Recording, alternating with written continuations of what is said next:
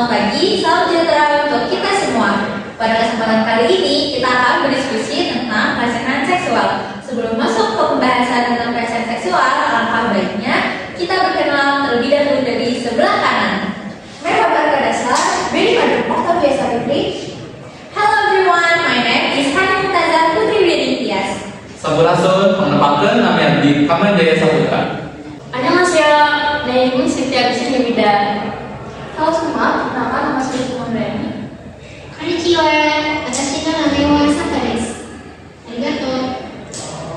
Kalian tahu gak sih, pelecehan seksual itu sekarang emang lagi parah-parahnya ya, dan pelecehan seksual juga terjadi di kalangan orang dewasa aja. Benar, anak-anak sampai lansia juga pasti ada aja gitu yang terkena pelecehan seksual. Dan pelecehan seksual pun bukan hanya kontak fisik atau sentuhan fisik doang gitu loh. Lewat yang bukan sentuhan fisik pun bisa disebut Kata-kata gitu ya.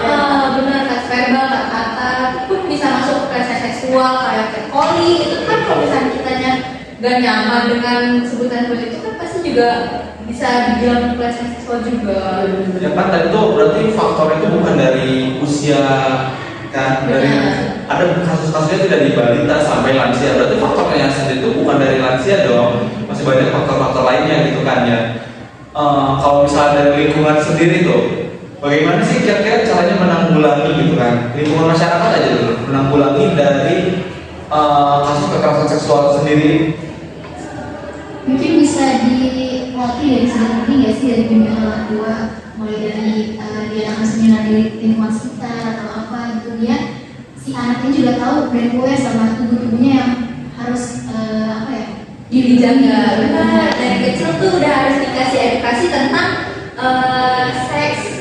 Buat bagian tubuh mana aja nih yang boleh dipegang sama bagian tubuh mana aja yang nggak boleh dipegang gitu. Jadi benar ada hari itu ya. Tapi kalau dari saya ya, pengalaman saya di sosial media tuh ya, ada konten edukasi gitu kan ya. Itu malah dikira oleh netizen itu malah konten mesum, padahal itu gunanya untuk mengedukasi gitu. Nah, miris banget sih, maksudnya keluarga kita tuh kayak masih kurang aware ya tentang hal itu ya. Jadi kalau ada edukasi juga malah disangkanya ke arah sana, padahal nggak bermaksud gitu. Ada tuh kita tuh mikir dulu kalau konten tersebut itu tuh bisa dicerna dulu gitu. Mana yang baiknya, mana yang buruknya. Jadi berarti kita tuh dalam konten tersebut kita ambil yang baiknya.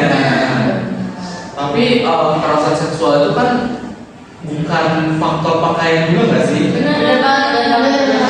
Karena banyak banget kan yang bilang kalau korban pelecehan seksual tuh karena pakaiannya yang terbuka atau karena dari cara jalannya yang sengaja buat bikin hasrat laki-laki gitu kan. Padahal di salah satu museum tuh dipajang jelas pakaian-pakaian dari korban pelecehan seksual tuh terlihat kalau justru yang banyak terjadi pelecehan seksual tuh dari pakaian-pakaian yang tertutup. Jadinya pelecehan seksual tuh bukan hanya karena nggak melihat pakaian gitu. Berarti pakaian nggak terlalu menjadi faktor gitu kan ya? Mungkin karena mereka juga kayak penasaran gitu ya, pada pelaku misalnya Mau punya pakaian tertentu tadi. kalau misalnya terbuka kan kayak udah kelihatan gitu ya, tapi kalau misalnya tertutup kan mungkin kayak rasanya begini gitu. Berarti keluarga itu menjadi faktor yang sudah terjadi pelecehan ya, karena keluarga itu orang bukan dari si Dari anak, kalau tergantung daripada anak gitu kan. Soalnya keluarga menjadi beneran utama banget deh buat kalau mencegah pelecehan maupun kekerasan seksual gitu. Iya. Iya, benar. tapi ada loh, ini salah satu kasus ya, nggak disebut namanya, ada dari salah satu artis Indonesia, pedangdut dulunya. Jadi anaknya dia tuh mengalami pelecehan seksual dan pelakunya ini dari ayah tirinya sendiri. Jadi kasusnya ini apa sih terjadinya gitu ya, dari tahun 2018 sampai 2021 dan mulai terbongkar tuh dari tahun 2021 sampai kemarin tahun 2023 masih marak-maraknya ya. Berarti bertahun-tahun ya tuh? Jadi malah kayak harus selesai sih kasusnya. Iya benar. Jadi awal mulanya ya, ini kronologinya tuh tadinya kayak misalkan si korbannya ini nih kayak duduk di kursi gitu, tiba-tiba ditarik ke kawah, terus emang si korbannya ini tadinya tuh emang nggak aware gitu ya sama hal-hal kayak gitu, dia tuh masih gak ngerti gitu sama hal-hal kayak gitu, makanya dia kayak mau aja, dan itu gak bisa disebutin ya gimana nya. Dan mirisnya lagi si ibunya anak ini, si korban ini, dia tuh awalnya gak percaya, dan itu tuh sangat miris banget gitu ya ke si anaknya gitu. yang harusnya tuh anak itu kan pasti paling pertanyaan dia di orang tua, terus perlindungan pertamanya orang tua gitu kan ya, terus dia udah nggak bisa dapat kepercayaan dari orang tua kan, disalahkan gitu, dia mau bisa percaya kemana lagi gitu Iya kan. benar-benar. kasihan anaknya juga. Iya. Mental anaknya juga udah terkikis. Apalagi sampai masa berita gini, berarti efek-efek itu banyak banget dari stigma masyarakat terhadap keluarganya, khususnya dia gitu kan, gara-gara misalnya orang tuanya. Terus apalagi secara mental mungkin ya, fisik juga mungkin ada gitu. Dan dia juga jadi hilang kepercayaan ke ibunya juga nggak sih, karena Iya, ibunya benar. tuh ngerasa anaknya gak dipercaya gitu, jadi dia juga dia kayak mau cerita ke siapa lagi, kalau ke orang tua orang terdekat dia pun, si ibunya ini pun diceritain dia nggak percaya gitu. Dan balik lagi ke tadi ya, karena tadinya si korban ini belum ngerti sama hal-hal yang kayak gitu, harusnya tadi yang tadi udah siapa sebutnya, yang mana harus ada edukasi dari sejak ini buat apa sih namanya, Aware sama hal-hal yang kayak gitu, biar nanti kedepannya biar gak ada kasus-kasus kayak gitu lagi, biar gak ada korban-korban lagi, yang mana pelakunya juga ini ayah gitu loh, kalau kayak ini kan keluarga ya. Berarti kasus ini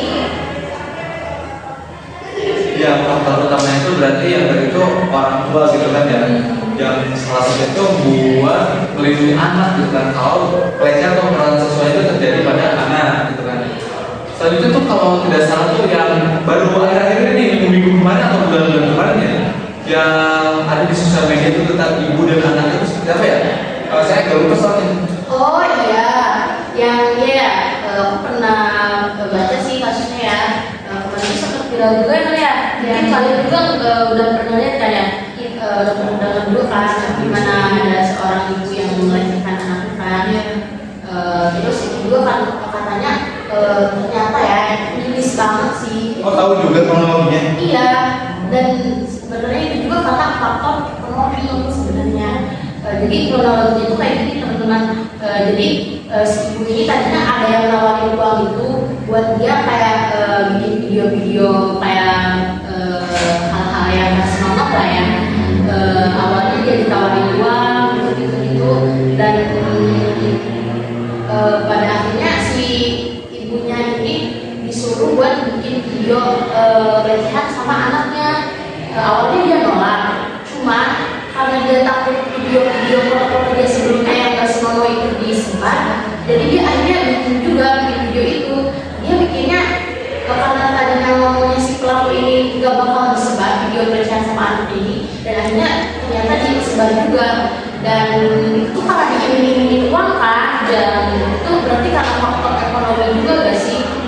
Kalau misalkan masalah ekonomi, kalau misalkan ada di orang dia itu punya pelecehan seksual, tapi dia itu takut ya kalau misalkan dia itu kalau pelecehan, nah dan itu ekonomi dia itu turun, jadi dia itu berusaha untuk terjun dari bisnis malam, dan ekonominya itu bakal ada di seperti apa?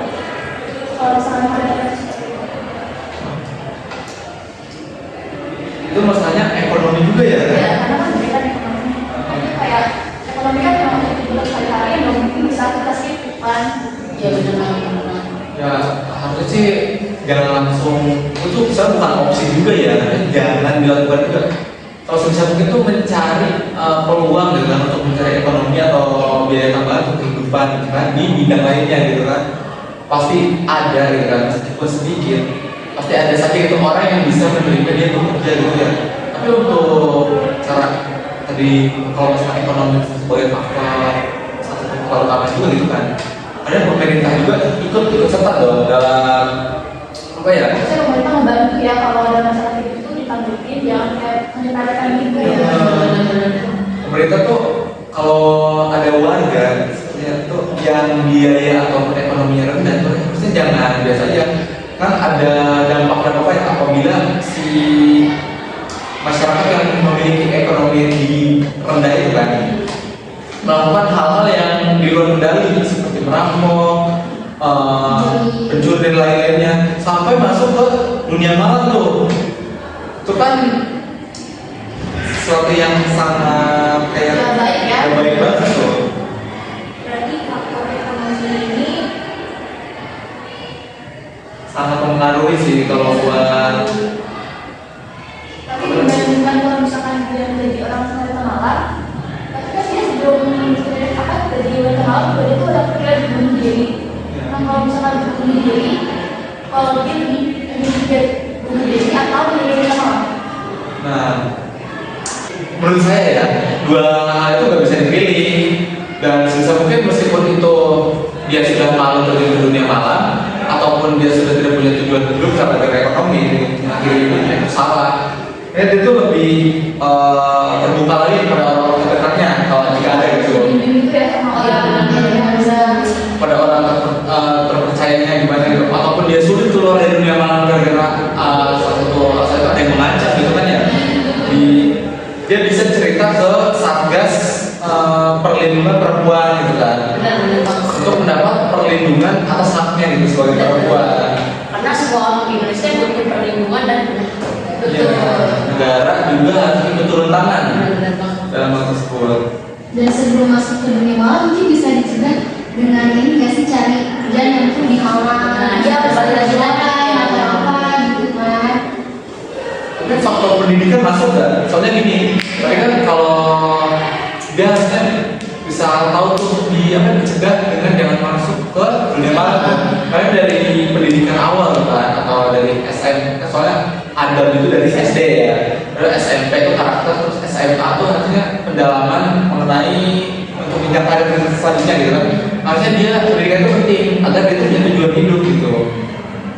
Enggak mentok gitu, enggak tahu harus kemana dan akhirnya terjun ke dunia malam. Itu enggak Dan boleh. kurangnya pendidikan juga ya. Benar-benar.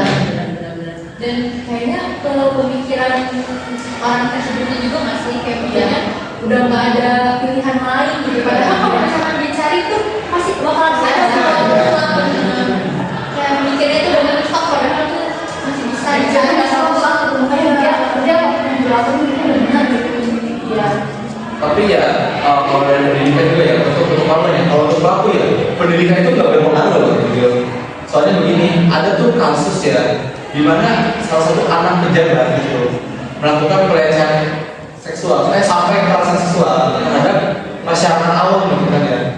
Nah di saat itu tuh hukum ataupun aparat ya itu yang harusnya ikut mendukung korban itu malah mendukung yang punya jabatan. Itu untuk korban sendiri itu bagaimana menurut kalian? Kalau orang juga kita mau yang biasa gitu ya, kalau polisinya pejabat bisa jadi pihak juga gitu kan, polisi karena korban. Itu memang miris ya, di Indonesia emang miris banget. Sekarang yang dapat penanganan itu malah lebih ke orang-orang penting, orang-orang yang punya jabatan, sedangkan orang-orang bawah jarang banget yang Bukan jarang, bahkan sampai nggak ada ya. Padahal harusnya kalau kayak gitu kalau cuma ada hak nggak sih bisa Ya betul, harusnya. Nah itu juga yang bikin korban-korban pelecehan seksual ini makin susah untuk buka mulut. Nah, karena makanya. melihat kasus yang ada, Makin nggak bisa speak up ya. melihat kasus yang ada, kok kayaknya korban ngerasa nggak didukung Dia ya, malah nggak jadi ada yang keadilan ya. pelaku ya, korban berasa pelaku. Jadinya korban pun yang kena pelecehan seksual jadi buat apa saya ngomong kalau misalkan saya nggak ada keadilan. Nah, akhirnya mereka cuma bisa memendam sendiri dan ngerasain kesakitan itu sendiri. Bahkan kalau sebenarnya nih, kalau benar memendam sendiri gitu kan ya, itu ada kemungkinan sampai dia mengakhiri diri sendiri, hidup sendiri gitu. Tapi kalau mau bicara ya kan kepada yang berwenang gitu ya, yang berwenang gitu kan, untuk mendapat perlindungan, pihak-pihak yang berwenang itu malah mendukung yang memiliki jabatan tersebut, itu solusi sangat sulit juga. Tapi sangat bersyukur sekali ya kan, kalau di kampus kita gitu kan, kita sudah ada badan Sudah perencanaan penanganan kekerasan seksual. oh ya, kalian tahu gak sih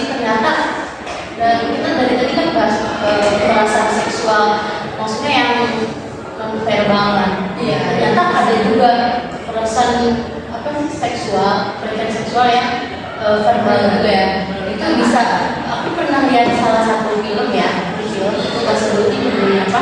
Jadi film itu kayak jadi ada seorang anak SMA ya, dia itu berfantasi pada teman-temannya juga. Jadi anak cewek, anak SMA fantasi ke anak cowok temennya. Jadi dia tuh kayak ngebayang-bayangin gitu dia sama orang tersebut. Jadi dia tuh berfantasi ke temannya itu dia melakukan ini. Jadi itu tuh langsung ke pelecehan seksual juga kan. Maksudnya orang yang disebut itu merasa terganggu. Nah, Dan gak nyaman juga kayak tiba-tiba dijadikan objek. nah benar tuh. Untuk berfantasinya dia gitu. Fantasi sendiri kalau untuk sebagai motivasi ya itu masih mending gitu kan, fantasi untuk motivasi gitu. Nah. Itu fantasinya itu lebih ke condong ke negatif kan. Itu buruk banget tuh. Lagi kalau misalkan si korban tahu kalau misalkan dia jadi objek kayak gitu, pasti dia merasa kayak gue gak bisa begini. Nah, dia punya objek. Jadi malu juga. Berarti untuk menanggulanginya itu bagaimana tuh kira-kira? Kan sulit juga ya kalau dari diri sendiri tuh. Harusnya ada bimbingan dari religi atau handi gitu kan ya. Iya. Terus jika sebenarnya balik lagi ya ke kesadaran masing-masing ya. Karena kan kalau misalnya sudah mendapatkan edukasi susah, terus mendapatkan pendidikan juga tetap saja melakukan seperti itu. Berarti yang salah itu ya orangnya. Balik lagi ke pribadinya. Jadi perlu adanya kesadaran dari diri kita sendiri.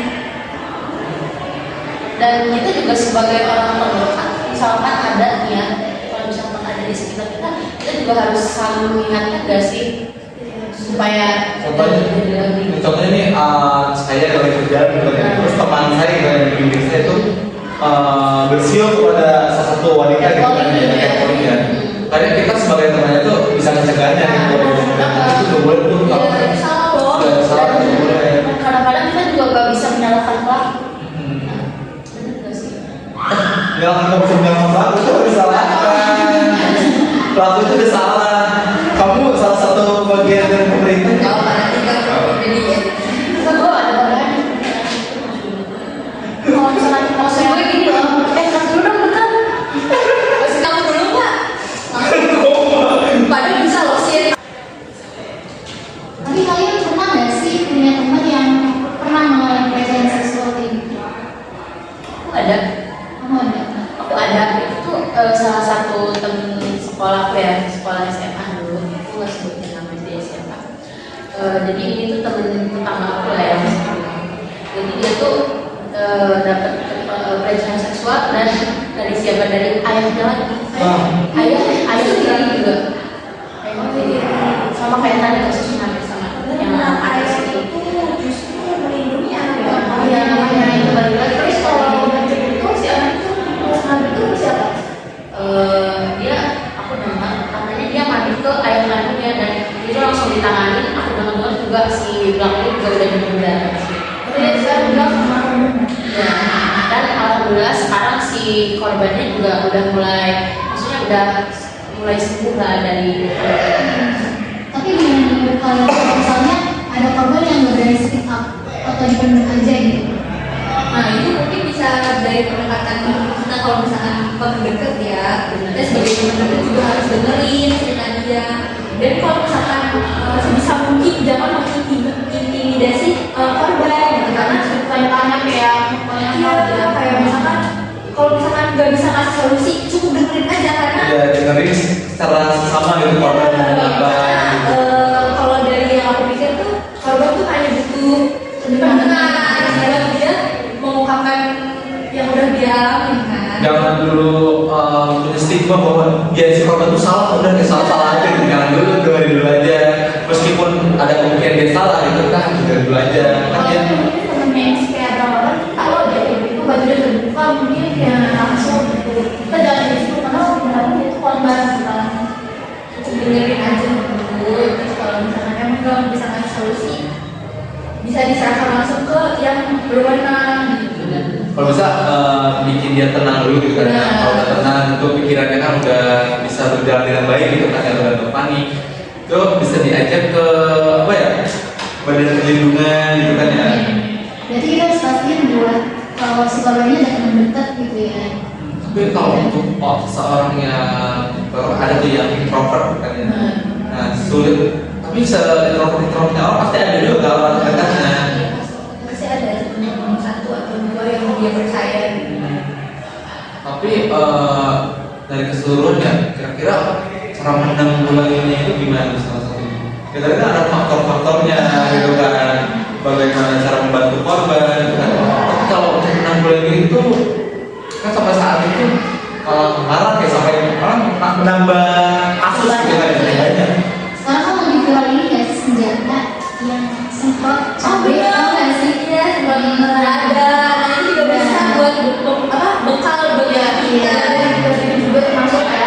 Benar. Kalau ada yang jadi kita itu langsung semprot aja nggak Oh apa-apa. kayak ada bel lonceng yang ditarik itu kan ya, berisik Iya, banget. yang bunyinya kemana pun Iya, bisa iya. langsung Aja. kadang-kadang orang Iya. kan. Ada pun cerah Kalau enggak seperti ini untuk mencegah kekerasan seksual ya, satunya kekerasan apapun itu gitu kan ya.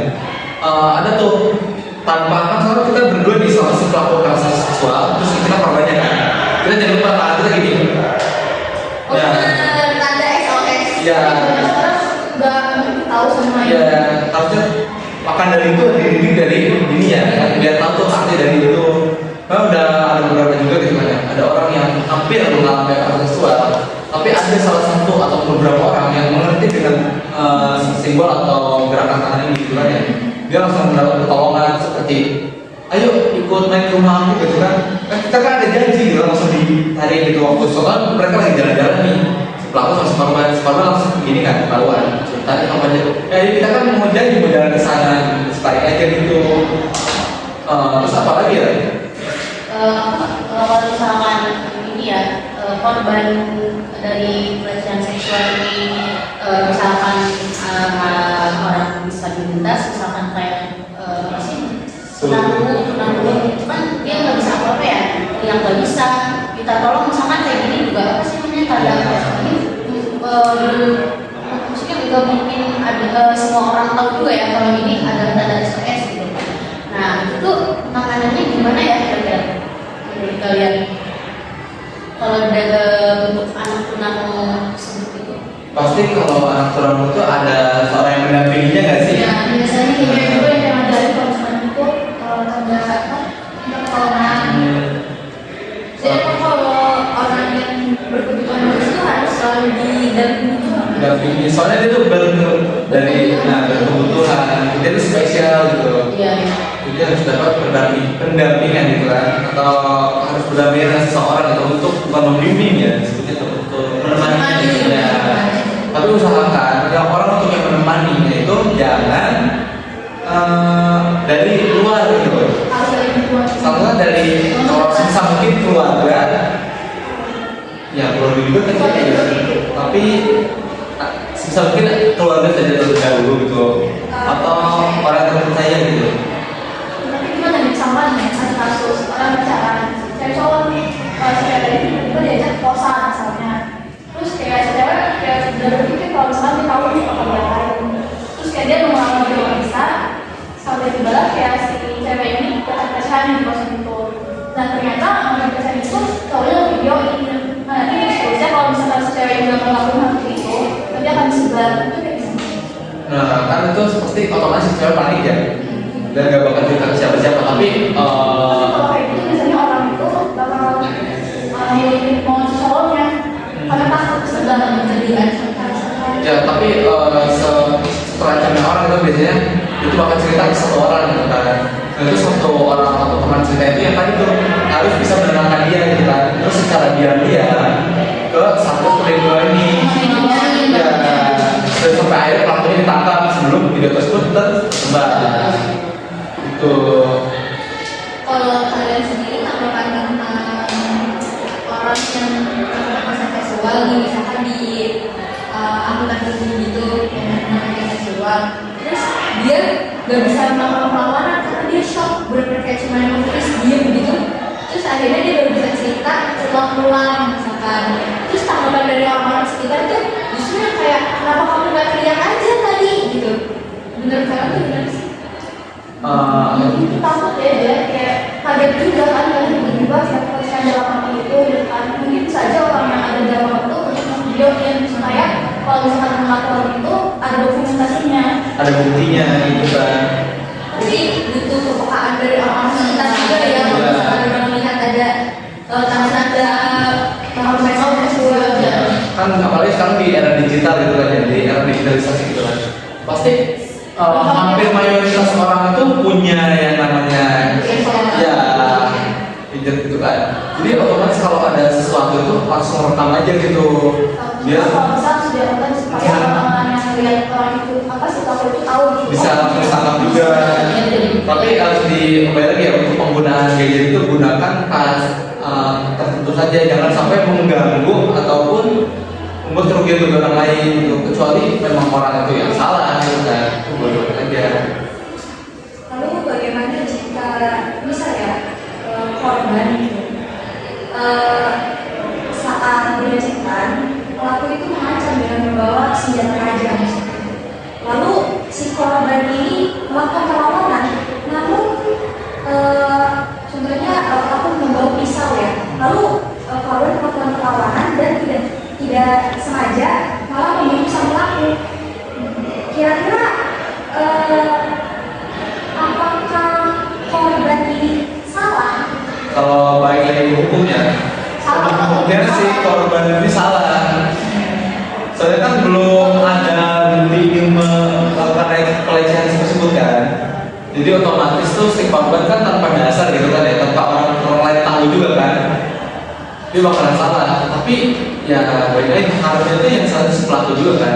Ya karena misalnya hukum Indonesia itu walaupun si korban salah bela dirinya, tapi kalau misalkan si pelaku mampu undang, biasanya akan disalahkan itu si korban karena kenapa harus gantiin gitu, dan dia kan membunuh dirinya. Jadi sebisa mungkin itu harus ada bukti atau dokumentasi nggak sih ya, itu biar bisa memperkuat argumen kita saat membuktikan bahwa kita itu sebenarnya hanya melindungi diri gitu. Lantas bagaimana jika tidak ada bukti, namun dia terkena pelecehan, tapi dia itu ya nggak punya buktinya, misal tidak ada video, lantas itu bagaimana?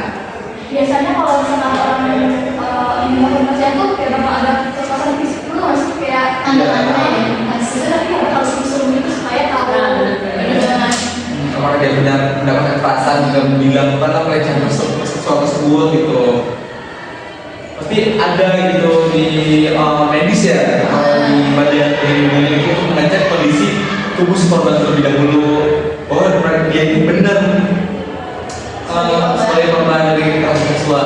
Dan biasanya dari penegak hukum sendiri harusnya justru yang lebih tahu nggak sih gimana orang tuh melindungi dirinya gitu, karena kan pasti mereka ada pengetahuan lebih kan daripada kitanya.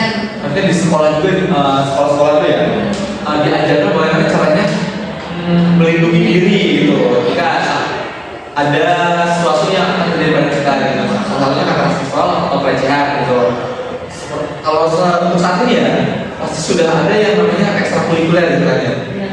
Itu ada ekstrakurikuler seni bela diri itu untuk bela diri seperti silat, taekwondo, karate dan lain-lain gitu kan ya. Jadi kalau misalkan kitanya juga nggak bisa melakukan bela diri, bisa yang menggunakan pakai cara satu tadi gitu ya. Karena sudah pas juga kan, dia juga alat-alat yang kalau untuk di tempat sepi itu lebih cocok ke semprotannya. Tadi tuh kalau untuk tempat yang ramai usahakan jangan semprotan sampai kalau pernah semprotan dulu otomatis dia menjadi korban, kita jadi pelaku, kecuali menggunakan yang paling itu yang mengeluarkan suara keras. Nah itu kan menarik perhatian. Nah itu Mungkin kita juga bisa langsung teriak aja ya. ya. Tapi yang berisik itu yang tadi itu alat tersebut hanya untuk apa saja. Kalau misalnya bisa teriak itu siapa teriak gitu. Maka baik aja untuk melindungi diri sendiri gitu. Makanya untuk selain itu juga untuk mencegahnya juga kita juga harus sadar diri masing-masing untuk menghindari semua itu. Kita juga harus menghindari maksudnya faktor-faktor yang akan bikin terjadinya kekerasan seksual tersebut. Jadi kita juga sama diri kita sendiri. Ya, kita lebih harus waspada nggak sih di dalam dan di luar kita. Luas pada Aku juga harusnya lebih kayak mungkin kalau misalkan gimana kalau misalkan adik atau ibu dia menyampaikan gimana harusnya gitu ya. Nah, Cuman tadi pelaku kebanyakan yang malahan gak sadar diri ya. Kebanyakan pelaku tuh kayak dia merasa paling benar aja gitu.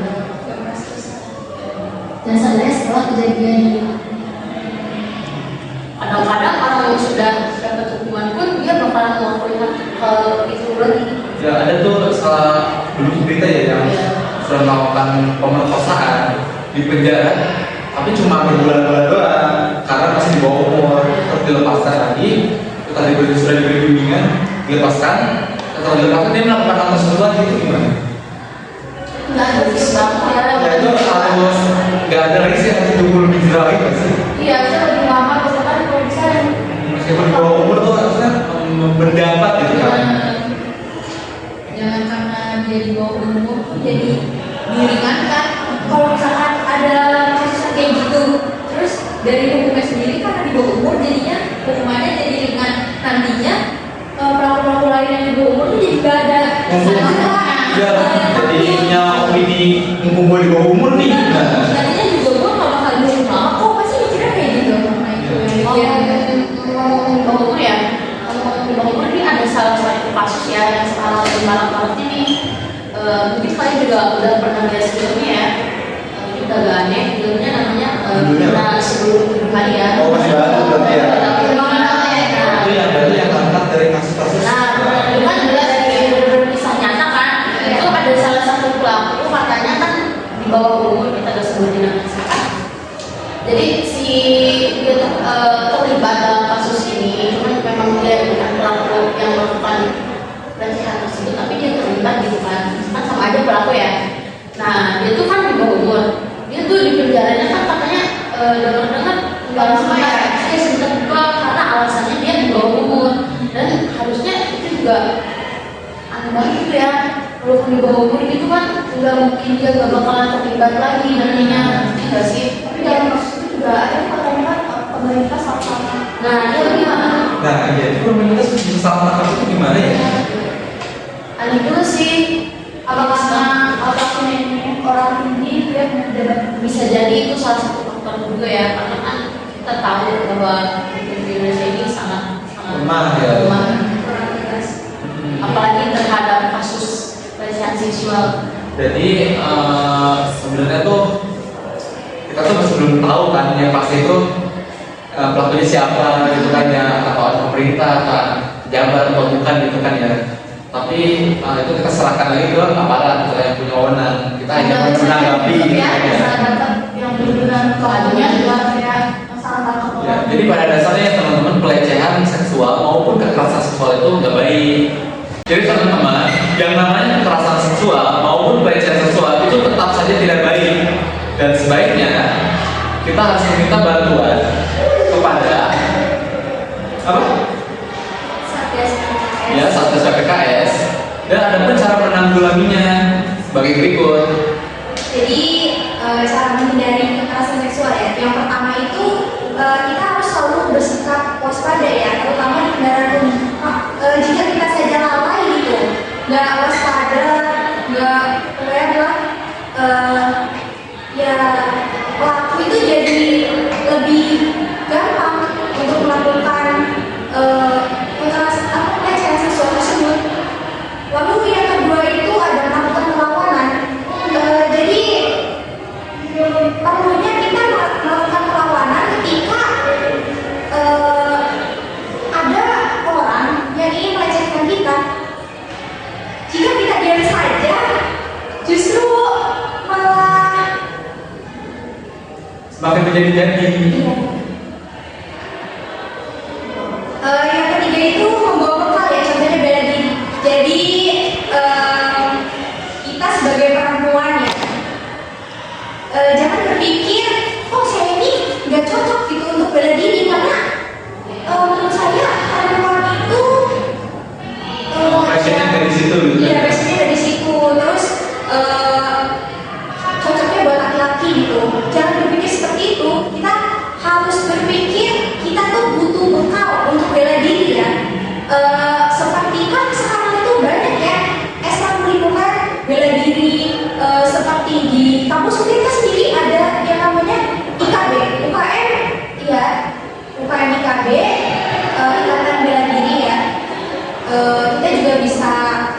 situ.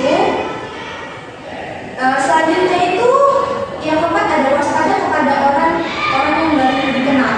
Jadi misal kita lagi pulang kampus gitu, terus ditawarin buat sama orang yang baru dikenal, ditawarin, "Nek, ayo Nek, mau kemana? Mau ke stasiun Pak?" Loh, Iya. iya mau ke stasiun nih Pak. Oh, yaudah bareng saya aja nih. Alangkah baiknya kita jangan langsung menerima aja, karena kita tidak tahu niat dari seseorang itu bagaimana. Entah dia berniat buruk terhadap kita, kan tidak tahu. Yang perlunya kita waspada terhadap orang yang baru dikenal. Terus yang selanjutnya itu yang terakhir yang paling menurut aku paling ini ya, paling apa ya? Center. Benar, itu belajar dari kasus yang udah ada gitu. Jadi kan kasus kan biasanya suka ada di internet itu kita bisa baca, terus kita bisa belajar, oh berarti aku harus waspada lebih nih, takutnya terjadi pada aku juga gitu. Nah untuk teman-teman semua yang berkuliah di Untirta, alhamdulillah di Untirta ini ada penanganan untuk kekerasan seksual, yaitu Satgas PKS. Kalau kalian mau lapor bisa langsung ke tempat Satgas PKS-nya, itu ada di kampus Untirta Sendang-Sari, tempatnya di samping Student Center. Atau bisa DM Instagramnya. Instagramnya.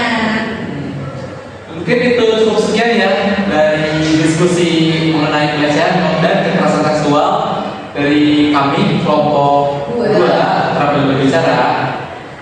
Makasih. Wassalamualaikum warahmatullahi wabarakatuh. Waalaikumsalam.